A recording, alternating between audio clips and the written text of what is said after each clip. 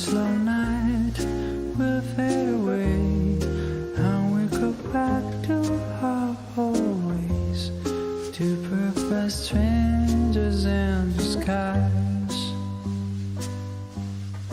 When the sun is going to stretch its arms on the road, turn us again with his shrill call into perfect strangers in disguise.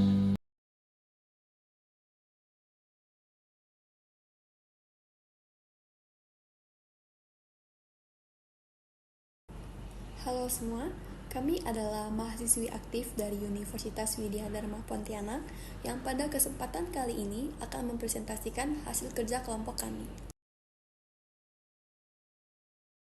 Tim kami terdiri dari 2 orang, yaitu dengan saya sendiri, Devi, dan teman saya, Tessa Angelica.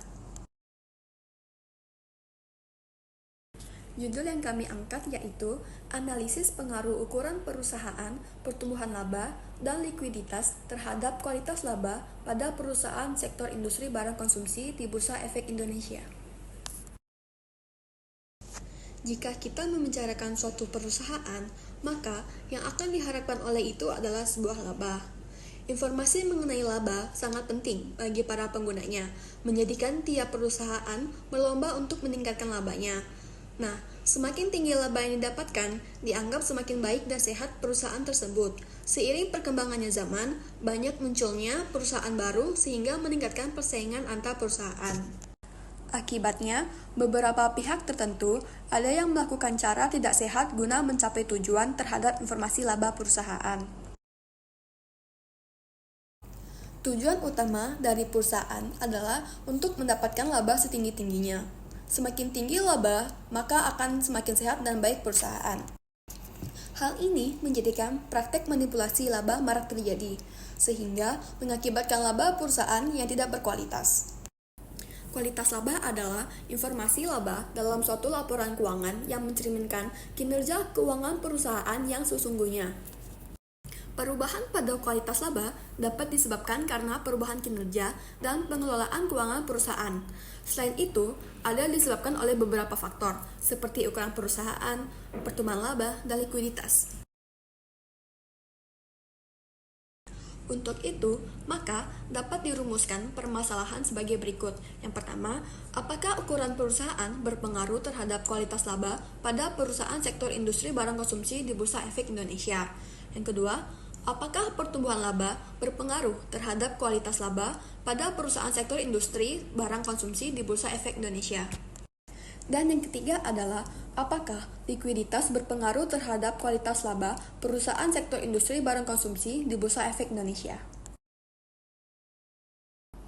Agar pembahasan lebih terarah dan tidak menyimpang dari permasalahan yang telah dirumuskan, maka kami membatasi masalah dalam penelitian ini, yaitu pada laporan yang dipakai, yakni tahun 2014 sampai dengan tahun 2018.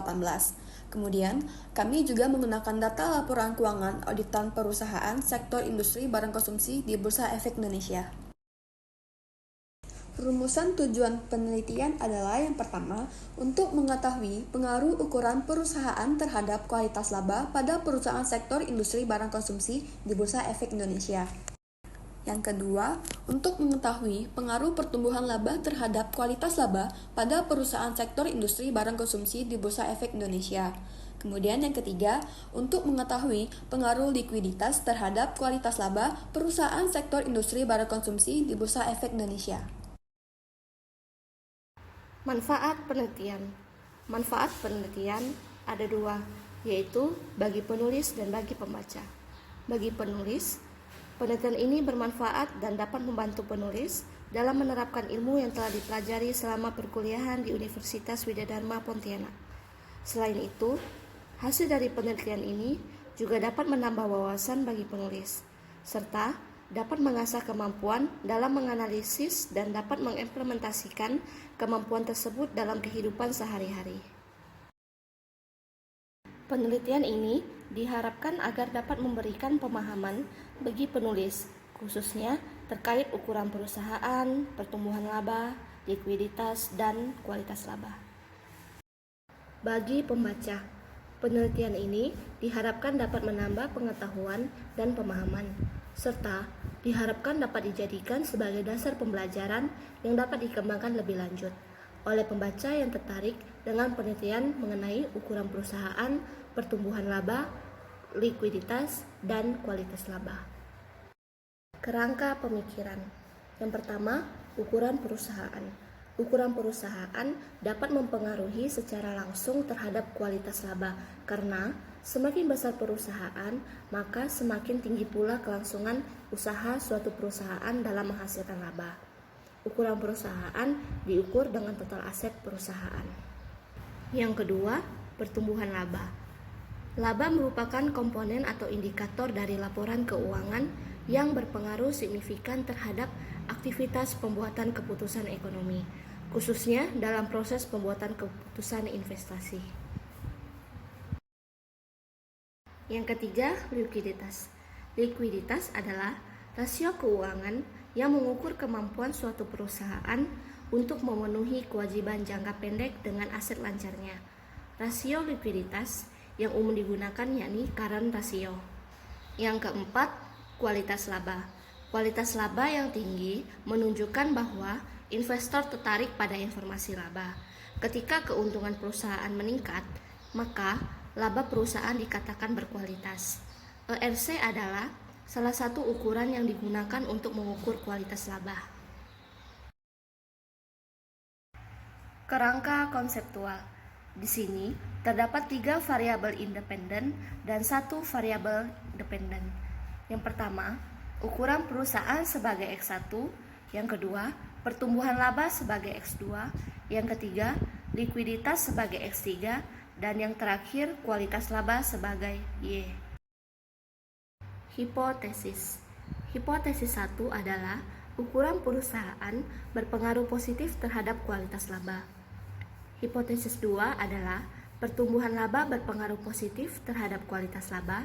Dan yang terakhir, hipotesis 3 adalah likuiditas berpengaruh positif terhadap kualitas laba.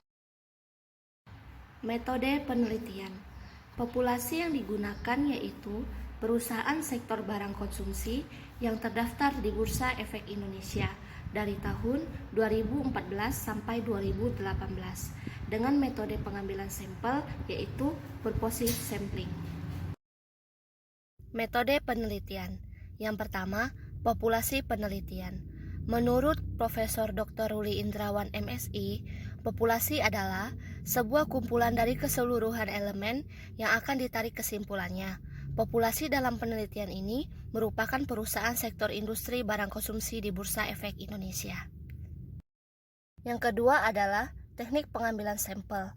Teknik pengambilan sampel untuk melakukan penelitian ini adalah menggunakan salah satu teknik non-probability sampling, yaitu purposive sampling. Menurut Profesor Dr. Ruli Indrawan MSI, purposive sampling adalah sampel non-probabilitas yang tidak dibatasi dan disebut sengaja yang mana peneliti mempunyai kebebasan memilih siapa yang mereka temukan. Kriteria sampel. Berdasarkan teknik pengambilan sampel, penulis merumuskan beberapa kriteria sebagai bahan pertimbangan untuk mengambil sampel penelitian, antara lain: yang pertama, perusahaan sektor industri barang konsumsi yang telah terdaftar di Bursa Efek Indonesia pada tahun 2014 sampai 2018. Yang kedua, perusahaan sektor industri barang konsumsi yang menghasilkan laba berturut-turut selama periode 2014 sampai dengan 2018. Yang ketiga, semua data yang dibutuhkan dalam melakukan penelitian ini tersedia dengan lengkap. Variabel independen. Dalam pembahasan desain skripsi ini, terdapat 3 variabel independen. Yang pertama, ukuran perusahaan diukur dengan total aset. Yang kedua, pertumbuhan laba dihitung dengan cara mengurangi laba periode sekarang dengan laba periode sebelumnya, kemudian dibagi dengan laba pada periode sebelumnya. Yang ketiga, likuiditas. Likuiditas diukur dengan rasio aktiva lancar dibagi dengan kewajiban lancar. Variabel dependen. Variabel dependen yang digunakan adalah kualitas laba. Mengukur kualitas laba menggunakan persistensi akrual yang diukur dengan menggunakan regresi sebagai berikut. Persamaannya bisa dilihat sendiri ya teman-teman di slide.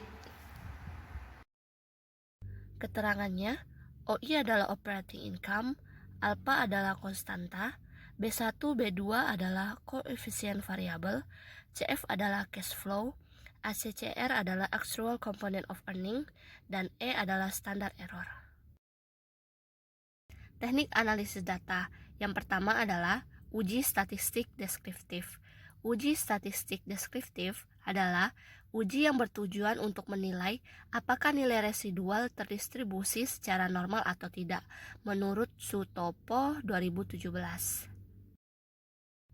Yang kedua adalah pengujian asumsi klasik terdiri dari 4, yaitu uji normalitas, uji multikolinearitas, uji autokorelasi, dan uji heteroskedastisitas. Yang ketiga adalah analisis regresi linier berganda. Model persamaan regresi linier berganda adalah Y sama dengan alpha ditambah B1 dikali X1 ditambah B2 dikali X2 ditambah B3 dikali X3 ditambah E. Keterangannya ialah Y sebagai kualitas laba atau ERC, alpha sebagai konstanta, B1, B2, B3 sebagai koefisien variabel, X1 sebagai ukuran perusahaan, X2 sebagai pertumbuhan laba, X3 sebagai likuiditas, dan E sebagai standard error. Yang keempat ada uji kelayakan model. Menurut Ghazali 2011, uji kelayakan model ini dilakukan untuk mengukur ketepatan fungsi regresi sampel dalam menaksirkan nilai aktual secara statistik. Model ini dapat diukur dari nilai statistik F yang menunjukkan apakah semua variabel independen yang dimasukkan ke dalam model mempunyai pengaruh secara bersama-sama terhadap variabel dependen. Uji T digunakan untuk menguji pengaruh variabel bebas terhadap variabel terikat secara parsial atau individual, menurut Kuncoro 2013. Sekian presentasi dari kami. Terima kasih teman-teman yang sudah menyaksikan. Jangan lupa di like, comment, and subscribe. Thank you.